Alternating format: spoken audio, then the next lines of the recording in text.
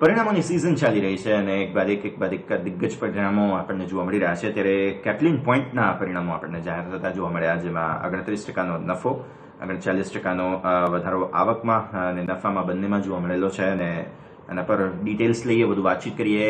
કંપનીના COO विवेक सिद्धार्थ આપણી સાથે જોડાયા છે. Vivek ji, good afternoon. बहुत बहुत स्वागत है आपका. और first of all we would like to know very strong numbers, and we would like to know about the geographies that has performed in this performance. So breakup of the geographies, and how do you see the quarter and the financial year, sir?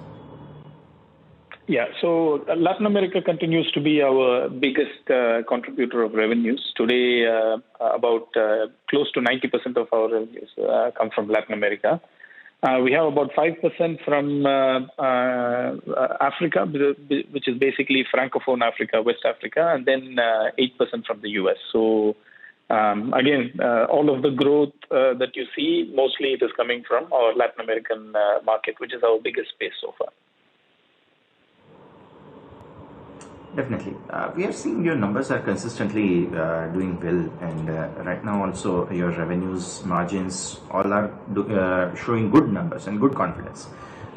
Profits are also good. How are you looking at it, and in this situation, do you see the demand still panning up? Yeah, so our business model is quite unique in the sense that we don't sell to any importing companies or large distributors. Basically, we import and distribute the products to a very large variety of buyers. This consists of wholesalers, stockists, pharmacies, and hospitals. So our goods are closest to the customer. So on any given day, we reach around 15,000 points of sale in Latin America. So our risk is very much mitigated amongst a very large group of buyers, you see. So, and also since we don't have any middlemen in the whole supply chain, our margins are better than others, because we not only manufacture or outsource a product, we also import it and distribute it till the last mile. So especially during COVID season also, if you've seen, our products are the closest to the customer, and right from last March, April onwards, we had anywhere between 4 to 6 months worth of stock that was readily available in the market during the first wave of the pandemic, and that also helped with the cash flows and sales a little bit, you know. Definitely, and also you've mentioned that the institutional sales are expected to contribute more marginally in the coming quarters. So what about that? Yeah, so two things. One is there's been a fair amount of emergency procurements that has been happening, specifically for hospital-based products, because as more and more people are getting hospitalized due to COVID treatment, some of these anesthetic products have seen a big spike in demand recently. So that is one side. Number two is, as we get into the larger markets such as Colombia, Chile, Peru, these are all largely tender-oriented markets. And from last quarter to this quarter, as we have reported, we've gotten around $18 million worth of tenders. And we see this doing the same going forward as well. We feel that tender business is something that is going to increase, maybe not as significantly as private market, but the larger countries where we are entering into, these are institutional-based sales, and we also see that part is important for us going forward. Okay, and also we are looking at the situation right now, and the vaccination for our country is very, very focused. We are focusing on more vaccination production. Are you having any plans of converting any plant to produce the vaccination? We had initially evaluated this idea about a couple of months ago, but basically vaccine manufacturing has to happen in a dedicated plant.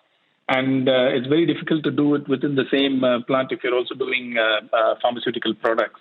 And also there is a large amount of variables when it comes to vaccine manufacturing, and control over the supply chain, control over the end market, control over the orders and everything is largely dependent on external variables. And that's not something that we are very comfortable with. So we always wanted to make sure that, you know, what is measurable is manageable for us, and we want to go by what has worked out in the past, and we don't want to get to something that we don't understand, because we feel there are multiple avenues in which the company is doing well, and going forward, we want to see what is controllable for us, and that's the ones that we're going to focus on. Okay, definitely. Those are the points. But I would also like to ask about your capex plannings.